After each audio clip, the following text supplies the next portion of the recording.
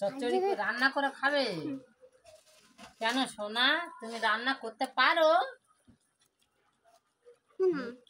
তাহলে কে রান্না করবে? আমি। আমি রান্না করবে, তুমি খাবে? এরকম করে কেউ আলু কাটে শোনা? এই শোনো, ওরকম করে আলু কাটে? ও আলু রেখে দাও। ললিপপ হয়েছে। ললিপপ? ললিপপে পড়ে এলো। হ্যাঁ। কেটে